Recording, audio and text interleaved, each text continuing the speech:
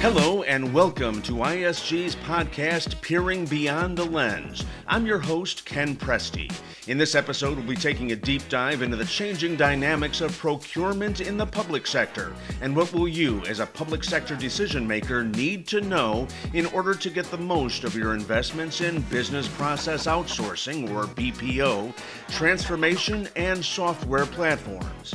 Our discussion today is based on a recent market research report from ISG that examines the key providers, including what are the service areas in which each of them excel, where are the geographical areas in which they most invest, and the comparative strengths and weaknesses of each of them. Much of this is also depicted in the very popular quadrant format with which we're all familiar. This information is a must-have for chief procurement officers and digital transformation leaders, as well as sourcing and vendor management professionals.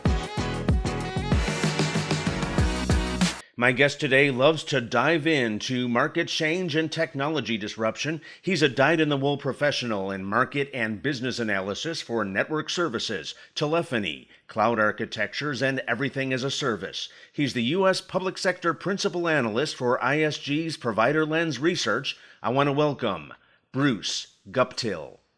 Bruce, thank you very much for joining us. We got a lot of ground to cover today. We're talking about procurement, especially the area in terms of BPO, transformation, software, and all of those things that impact the public sector to a very significant degree. I understand you have issued a report earlier this year that talks about that in great depth. Let's start with this. Give me a sense of the objective of the report and what it is that ISG is trying to accomplish by sending this out to your customers. Oh, thanks, Ken. The report objective, the objective for all of our reports, actually we have a couple of them, two or three. The first one is to make sure that our clients, the buyers and users of the technologies and services, are aware of the major changes and disruptive factors that are going on and why. So why they're why what they need to buy and use and how they need to use it is changing. And then, of course, well, where can we get it? Who are the providers that we should be considering? Who should we look at and why? And we use the same research to support the advisors and consultants within ISG who work with our clients, who help the clients understand here's what's going on in the marketplace, and here's what to look at, and here's why to look at these particular capabilities, and which providers can deliver the value that you need in order to make this stuff work for you. How do you go about gathering all this information? Is this by survey? Is this coming from the different vendors? Where does your data come from? All of the above, and then a little bit more. We do have recurring surveys for each of the studies that we do. ISG Provider Lens publishes 43 surveys on an annual basis now, and we're probably going to be boosting that up in 2023. And for each of those, there's a very detailed survey that goes out to the providers, to the services providers, and the software vendors that helps us understand what they've got in the portfolio, but also helps us understand how they bring that to market and what business value they try and can deliver to the clients. We also go through an ongoing series, a pretty much continuous series of briefings and conversations with all of the providers in these marketplaces that we can find. And so, we make sure that we have great relationships with the services providers and the software vendors so that we're constantly in the loop on what they're doing and why and when. And we're talk to them, of course, about what's going on in the marketplace and how we see things. We also, of course, spend a tremendous amount of time in the field talking with the clients, with the enterprises, with the organizations, the government agencies, and so on, who need this capability, who need these services, who need and use this software, so that we understand what are you doing, what problems are you running into, how can or should you be resolving these problems, and how is that changing? And then, of course, there's this vast pool ocean, if you will, of widely available secondary information out there that every government organization, for example, that we deal with also has its own information that it publishes about what it does, what it needs, where it's going, what its constituents need, what the organizational changes are, what their budgets are like. So we tap into every source of information that we can, and it keeps getting structured and channeled again based on what we learn from the clients and what we learn from the providers and the vendors and how they're adapting to each other as the marketplace changes. So the public sector has been evolving quite a bit lately, and it's always been a couple of points off the curve from what you've seen in the enterprise side of that. Tee that up for me, if you will. Is it different? How is these public sector different from what we see in the general business enterprise, and how is it shifting in response to the various market dynamics? Well, when you say a couple of points off the curve, I like that phrase. The Because they are necessarily large and complex, and because of the parameters that they have to work within when it comes to finding and acquiring and using technology and services, and just about anything that they acquire, most public sector agencies, government agencies especially, tend to be a step or two behind let's say, the mainstream of commercial enterprises when it comes to technology, services, software, their application, and any innovation that goes on with these as well. So they're what a lot of people call Type C organizations. The Type A being the leading edge, the Type B being the largest, so say 80 or so percent of clients under the traditional bell curve, and then the Type C being the ones who are a step or two behind, but they're doing a pretty good job. They're doing the best with what they have. But the fact that they are slower to be ready to utilize what's coming into the marketplace means that, yeah, they're a step or two behind the curve. I think that's a fair way to put it. Let's take a quick break for a bullet summary on anticipated near term market conditions in the public sector. Number one, ISG is expecting steady, limited growth in business process outsourcing and a boom in solutions and platforms for the public sector. Next, outsourcing remains a negative concept for many governmental agencies, but this is seen as likely to improve.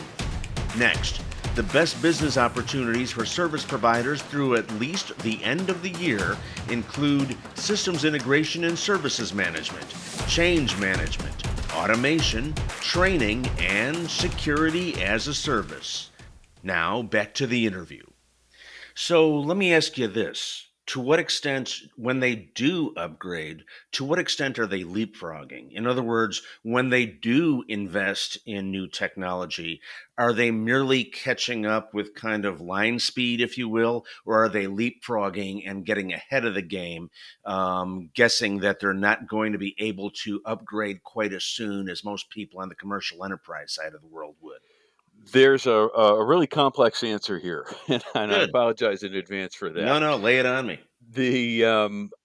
Traditionally, what's happened is that in most public sector organizations, especially state and municipal government organizations, what we see is a piecemeal approach, not the leapfrogging, because in the past, the way they and we have had to buy software, for example, means that it's either a little bit around the edges or it's a big major platform expense. Either way, we're not going to be able to utilize it quickly, effectively, and as cheaply as we want to. Because it's going to take a long time to implement and it's going to take a long time to learn how to utilize these things. Remember that software engineering actually still, for the most part, builds around how the machines work. So most of what anybody has in place is built around how machines worked one or two generations ago, people generations, not software generations. Hmm. And we think about most governmental organizations, it's at least one or two generations old when we think about the software and the hardware and the way that they have everything organized. So most operations are built around how software works to address yesterday's problems. How things work now is rarely how people want to work, and how people work now is unlikely to be how people work in 3 years. And the good news, if you will, for public sector organizations is they don't have to do it piecemeal anymore to save money, to save time, and to make minor improvements around the edges. They can acquire entirely new capabilities that include what they used to do, but enable a vast array of new and improved ways of doing things for less money than they spent previously. What's driving that shift? Is it being driven internally, or are the pieces kind of breaking along the way and they come to a situation where they have to make the change just to remain operable?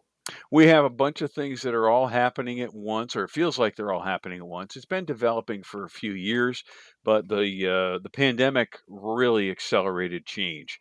Actually, the pandemic accelerated change to the point where we have found a growing number, thousands in the US alone, of state and municipal government IT leaders and operational leaders going to the services providers and going to the software companies and saying, "We need change.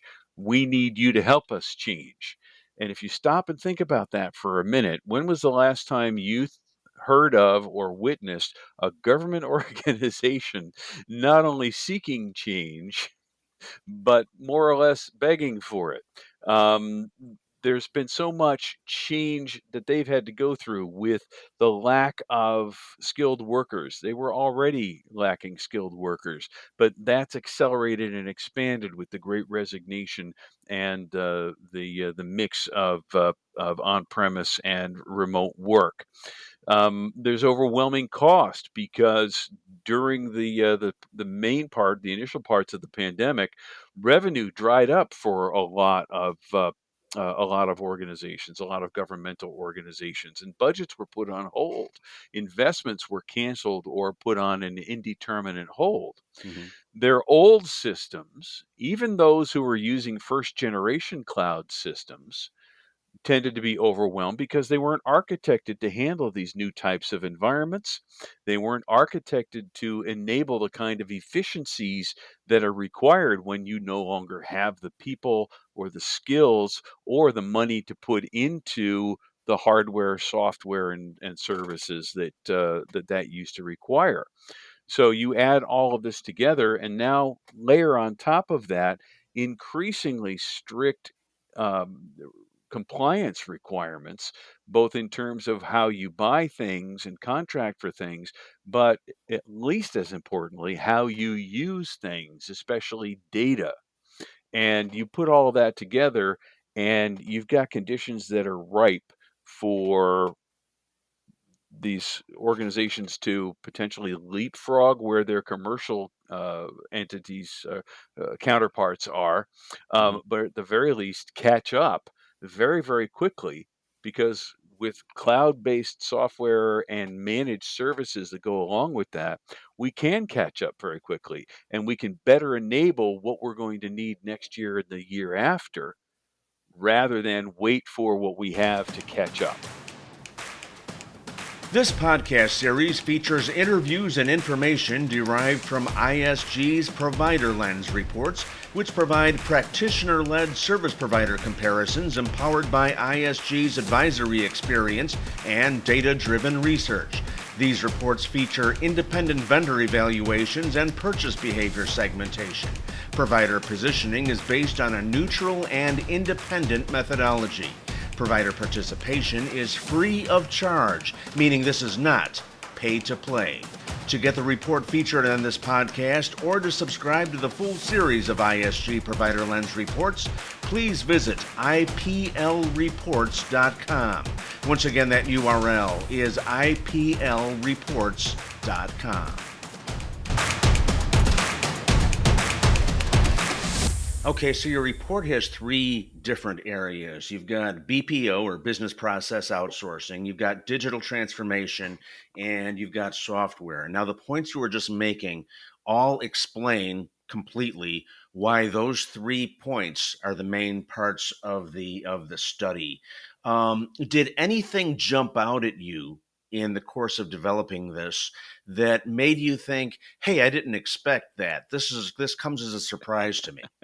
Well, the biggest surprise is the fact that so many of these organizations are actively seeking not just solutions. They're not just asking providers, "What can you do for me? How can you make me better?" They're saying, "Help us change and help us change now." But there's also more of what I call the tactically strategic approach than we've traditionally had in this marketplace, in this sector.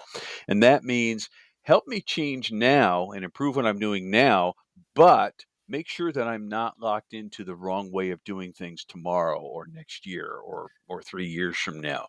So help me figure out what tactical improvements I can and should be making and help me yield those improvements, if you will. Help me prove those and then show me how this enables what I need to do next and how I can adapt as the marketplace grows. It's a significant shift in well, in any kind of organization, but especially among the governmental organizations, and it typically starts with actually software platforms. When we look at state and local governments in the U.S., especially, outsourcing of any kind is kind of a touchy subject. They will outsource a lot of different things, but when we get to things like finance and procurement, those are kind of the crown jewels in a lot of ways. And Mhm. there's a tremendous amount of cost management and financial responsibility involved in that. So, outsourcing of that, even to improve the way everything works, is still kind of on the back burner. It's being Mhm. considered, but not to the extent that we see it in the commercial marketplace. You made a really good point about the decision on which way to go. You know, you've got to make a change. There's a couple of different ways you can go, and you want to make a decision that's going to get you the most bang for the buck over an extended period of time. And that always is a difficult decision, not just on the public sector side, but also on the enterprise side as well.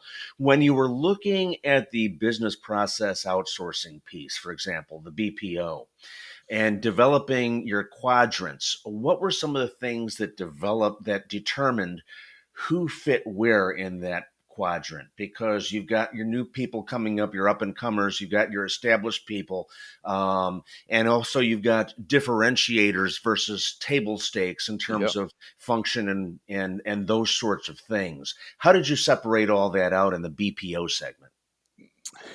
There's a lot of parameters in there. We have a few hundred different parameters that we utilize, and going into that methodology would more than likely put everyone to sleep. So I'll stay away from the particulars. But the bottom line is, we look at what's in the portfolio and we look at what's the competitive capability and how are they actually doing it? How are they delivering what's in the portfolio in ways that enable and actually deliver value for the clients, for, in this case, the public sector organizations? And then how are they bringing it to market? How are they delivering it? And again, what tangible results are they delivering to the clients, to the users? So some of the things that really stand out. Well, first off, you have to have everything that the clients are looking for now and what the clients should be looking at in terms of next generation capabilities. A lot of the providers are very similar in that way. So they have very, very similar technologies. They have very, very similar capabilities, whether it is the software providers or the services providers. The portfolios tend to be fairly similar, but it's how they make the portfolios work.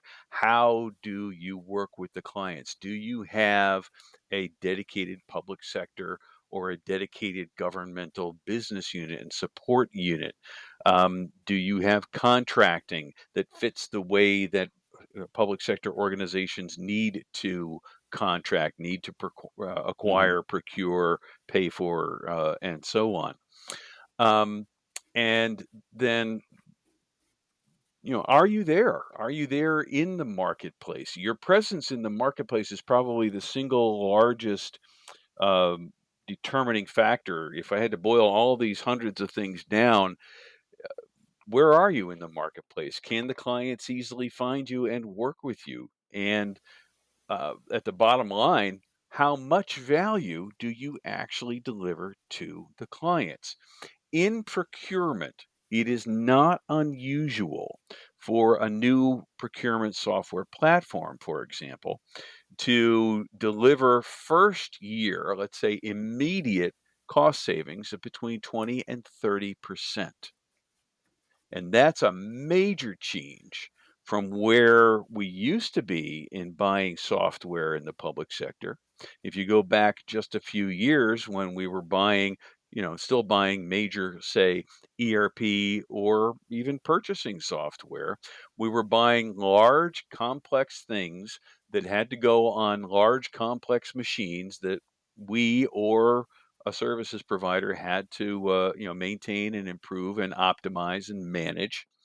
And it used to be not too long ago that if you could get 10 to 20% of the functionality in a major ERP type of system to work for you the way you need it to work, that was a good thing. But it costs millions of dollars, tens of millions of dollars in many cases to make that happen. The new platforms, no, you're buying it, it's on somebody else's, cloud, and you're buying it to use it as a service, and they guarantee that you will save X amount of money and or that you will improve X amount over the course of a defined amount of time. That's a massive change, a huge shift. Yeah, that really is. And that's got to be something that really helps to move that ball forward because it's not the huge investment and the huge time sink that it once was. It's not, and, that actually has a lot of folks who have been in the public sector for a long time and who are accustomed to this very traditional way of buying and using and paying for software and services. It is taking some of these folks a little bit longer than others to get up to speed because they haven't been as exposed to it. But also, again, it is so massively different from the way that they learned and the way that they have been managing their environments. So that's another set of disruptions. The and that brings up another point of differentiation among the services providers and the software companies as well. The ones who are the best at training and educating and then maintaining and improving the levels of knowledge among the users in these government agencies, those are the vendors you want to work with as well. You want the ones who will guarantee Mhm. you X amount of money or time or productivity improvement. You want the ones who have the public sector governmental presence and expertise in the field, in the marketplace, and you want the ones who can bring you up to speed and keep you there so that you can continue to realize those improvements over the longer term.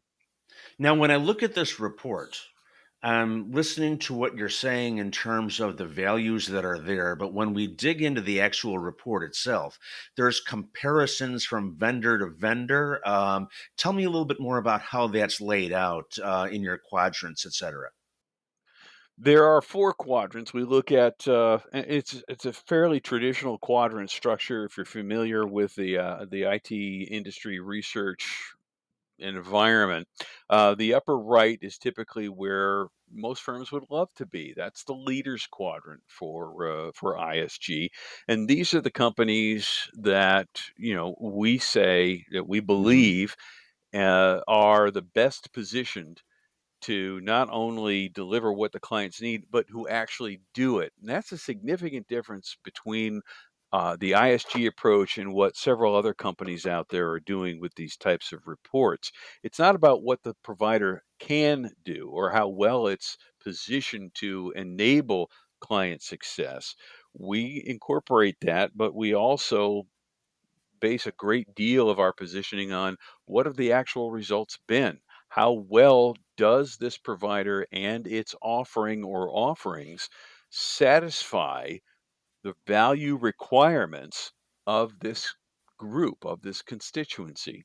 So the leaders stand out. There are challengers who may not have the portfolio breadth and depth, but are well established in the marketplace. So they're more focused on a particular set of services or capabilities. There are other providers who have tremendous portfolios, lots of technology and capabilities, and the ability to bring it to market, but they haven't brought it to market to the extent that the leaders have. And then there are what we call the contenders, who are typically niche oriented. Smaller companies, a lot of startups go into the contender quadrant, and we're always very excited and interested to find out and Hmm. figure out over time where they're going. But they might focus on a piece of the requirements. They might focus on spend management. They might. There are some providers that we've seen that focus solely on mobile device, mainly phone access and utilization of other procurement platforms. So there's a lot going on in the marketplace. Hopefully, I addressed your question, but I feel like I might have left a few things out. No, you did a great job. This is exactly what I was looking for. But one of the things that came to mind as you were describing this is in the course of my experience as an IT industry analyst. One of the things that I used to hear a lot about the quadrant format is people who looked at it too simplistically and they would just say, okay, I'm going high and to the right. And on the one hand, that sounds like the easy way to go. But I think if they don't look at those other players, they start to lose certain advantages that they might otherwise gain. What's been your experience with that?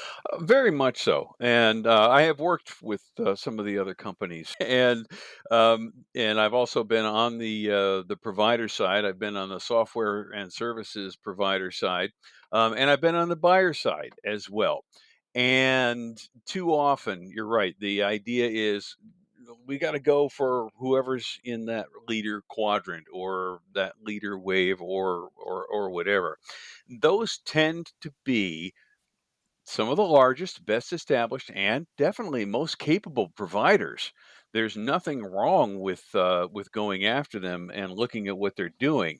That being said, for example, I mentioned that we have these challengers who might not have the entire portfolio, the breadth and depth and capability of one of the large major services providers or major platform providers. But if they have a strong market presence and capability in, let's say, in this case, public sector, and they focus on a core set of functionalities that they know a certain type of customer requires, yes, they are a very legitimate candidate to be at least reviewed, if not interviewed and selected. That's one of the things that we work on. The Provider Lens team at large works on with ISG's advisors and consultants to help clients understand all of the positioning of all of the different providers in these quadrants and how some are better or not quite as suited for a particular set of requirements. So all of this is about coming down to what it is exactly that your organization needs. What's do the gap analysis on what you've got up until now, and then start looking at the different players in the field and saying, okay, this one checks this box, this one checks that box. Let's get, a half a dozen or more of these guys in here and start to suss them out until we can make that decision. It's really all about what value, what business value does the client require? And then, all right, so now how does the provider, how does the vendor, how does the package, the portfolio, it's the partner network, how does that address these requirements that we know the clients have?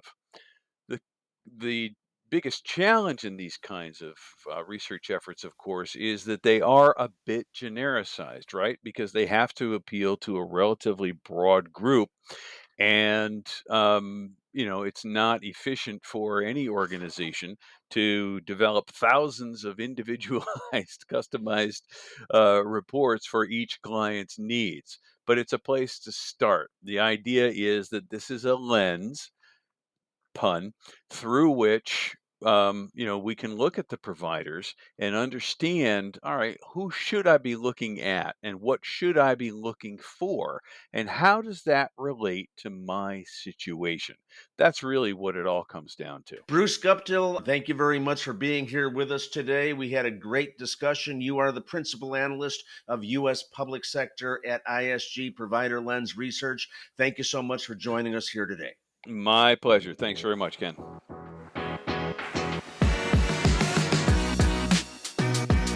And thank you for peering beyond the lens, an ISG podcast featuring interviews and information derived from ISG's Provider Lens reports, featuring independent vendor evaluations and purchase behavior segmentation from throughout the IT industry.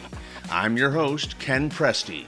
To purchase the report featured in this podcast or to subscribe to the full series of ISG Provider Lens reports, please visit iplreports.com.